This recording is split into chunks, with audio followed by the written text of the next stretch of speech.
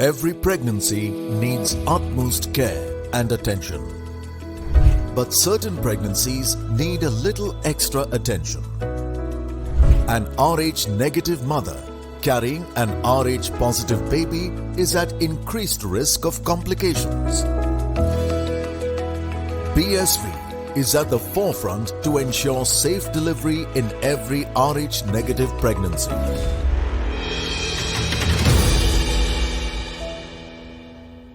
Welcome Sune to Beyond the Boundary. First things first, many congratulations on the captaincy. You're 20 ODIs old. How do you see this thing about captaining the Proteas women at the World Cup? Yeah, it's obviously a big honour and a privilege to captain the South African side at the World Cup. Something I didn't expect will happen anytime soon. So I'm taking this opportunity with open arms and really taking on the challenge, and hopefully I can make the team and the country proud. First things first, Dane van Niekerk's injury is certainly a huge blow to the team. Not only as a captain but as an all-rounder. What was your initial reaction when you got to know about all this? Yeah, it's obviously not ideal having Dane not here. She phoned me, I think the day after injury happened, and my heart broke with her. It's someone that the team looks up to, and to not have a year is obviously not ideal. But we've got a great team and a great squad here, and I'm confident that we can still do the job. Does it put an extra pressure on you, because you both are very similar in many ways? Right now you're the captain, but at the same time you're also a leg spinning all-rounder. So does it put an extra charge on you in terms of the role for all the players and everything? No, I don't think so. Although we do the same, I still think that we're two different people and two different players. So I think, whenever we're in the team together as well, we play two different roles as well. So I don't think this puts any extra pressure on me. What does leading Proteas at the age of 26 mean to you? How big a dream has it to be to lead the national team of your country? Yeah, when I got the call up to be captain, I spoke to my dad right away, and he said, "Sane, do you remember when we were next to the cricket field when you were about 8 or 9 years old, and you said one day you want to be a World Cup captain?" I obviously couldn't remember this. This is something only dads remember, but it's obviously been a dream since I was very young. So this is a great opportunity and a great privilege. There have been some notable experts who have termed that this current Proteas team is the golden generation. Does this bring any extra change the way you play, or is it just that easy brush aside? Everyone is terming that, including Dane, who's an expert for us at the World Cup, has termed that it's going to be an Australia-South Africa final very early up. Yeah, I think a lot of the teams see us as a threat at the moment in the World Cup. We've had success over the last year and a half, 2 years. So we're definitely a team to be reckoned with. I think the performances we've been putting in, speaks for itself. I think the team's taken responsibility for our games as well. So I think it's going to be a good World Cup, whether we go to the final or not. All the teams here come prepared and they come to win. So every game's going to be a challenge. So I think we're just taking it one game at a time and not look too far. Having led South Africa in the last 4 years in about 3+ series, does it is going into a World Cup?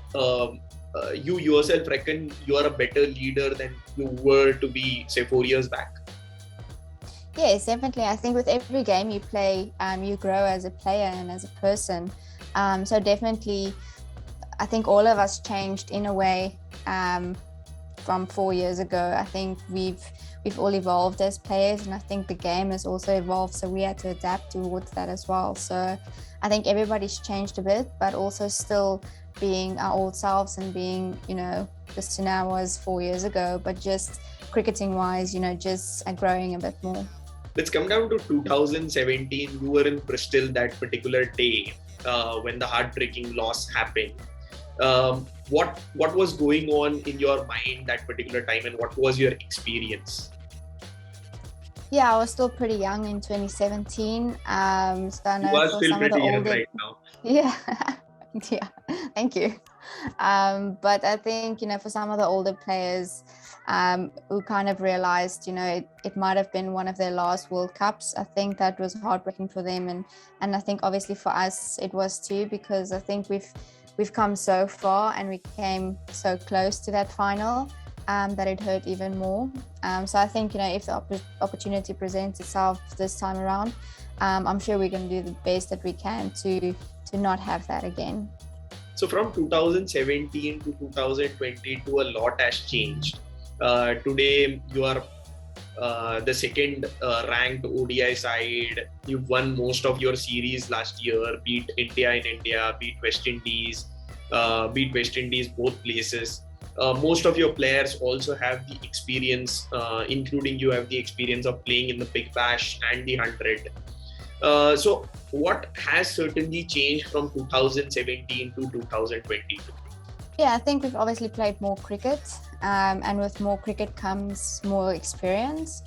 So I think that's definitely something that's helped each and everyone in the games. When you play more cricket, you learn more about yourself and you learn to develop a new skill here or there. So I think that's definitely helped, because I think before that we didn't have as many series in a tour, in a year, calendar year. So I think, just playing more cricket around the world as well, and experiencing different conditions and playing with different players also helped.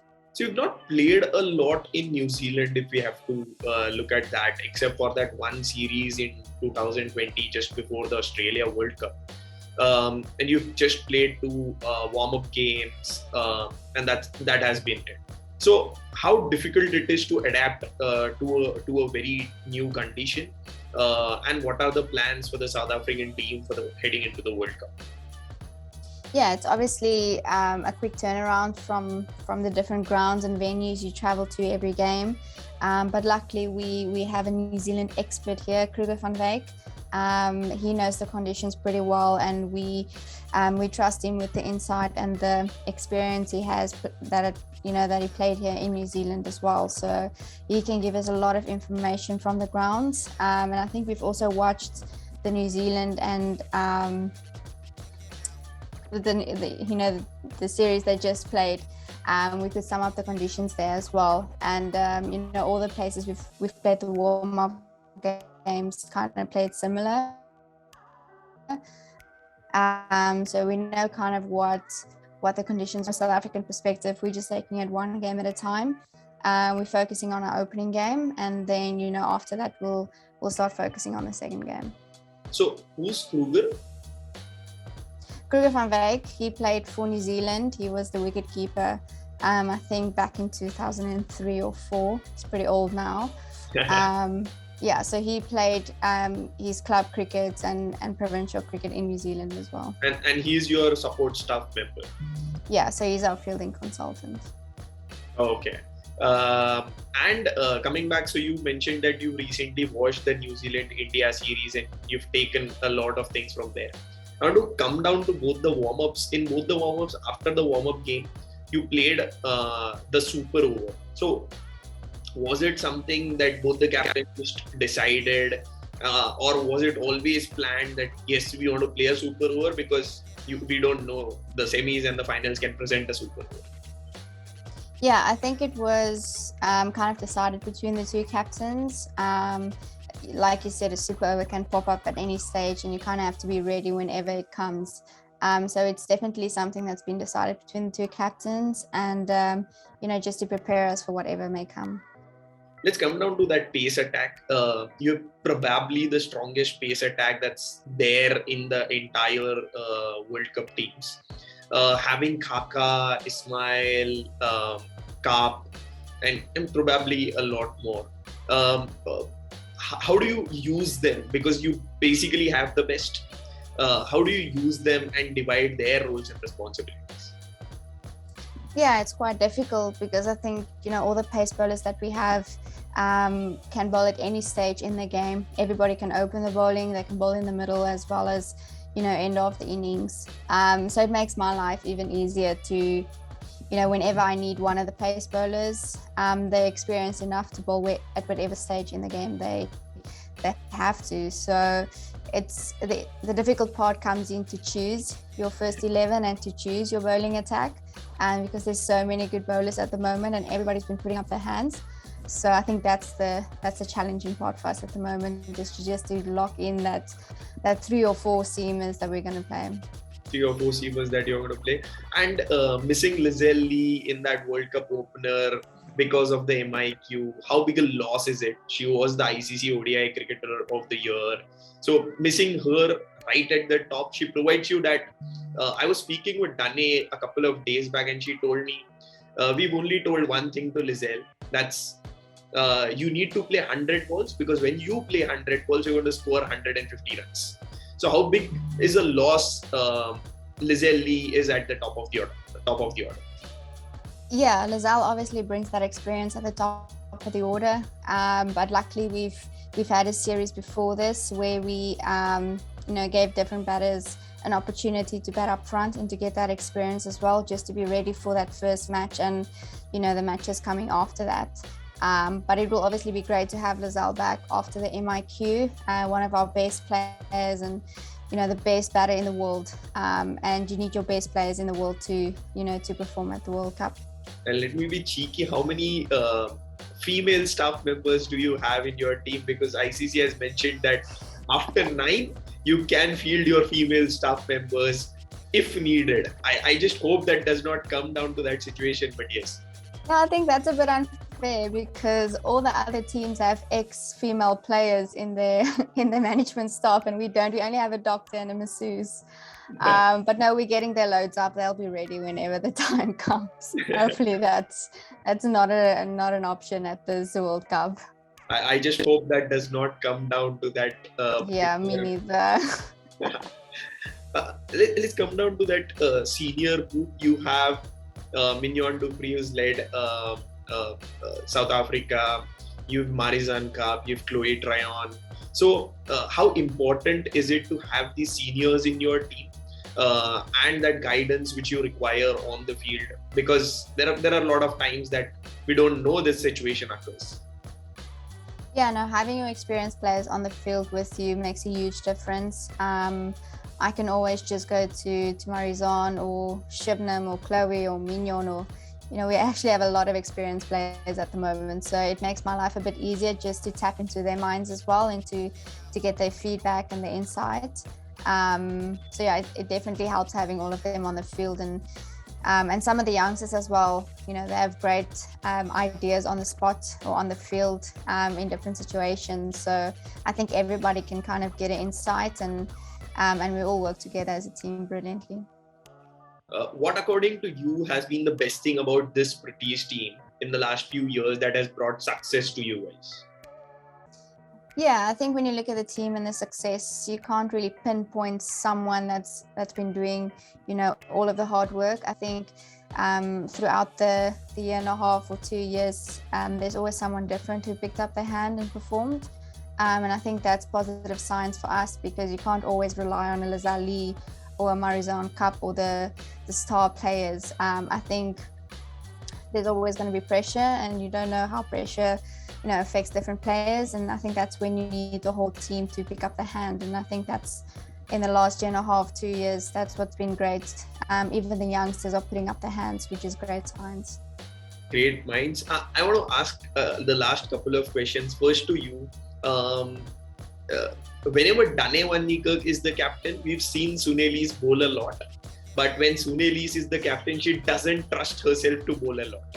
Why is that? Yeah, I guess you kind of want to give the other players a chance and make sure everybody gets a fair opportunity. But I think that's a balance that I'm still working on. And I'll try and get it right the World Cup. You have more 5-wicket hauls than any other player So I think so you should bowl more because that leg spinning option is certainly going to be very useful at the World Cup. I'll take the advice on board. Thank you. And where is this going? Is Pretty's now looking forward to that silverware which is missing in the lot, so that when you head to the T20 World Cup at your home, you have a 50 over silverware, and then you look at a 20 over silverware next year. That would be ideal. I mean, that's why we're here. So hopefully we can bring the cup home, and then next year we have the home advantage, and then the cup can just stay there in South Africa. It doesn't have to quarantine anywhere else. It doesn't have to quarantine anywhere else. All the best, Sune, for the World Cup. It was great speaking to you and great having you on Beyond the Boundary. Thank you so much.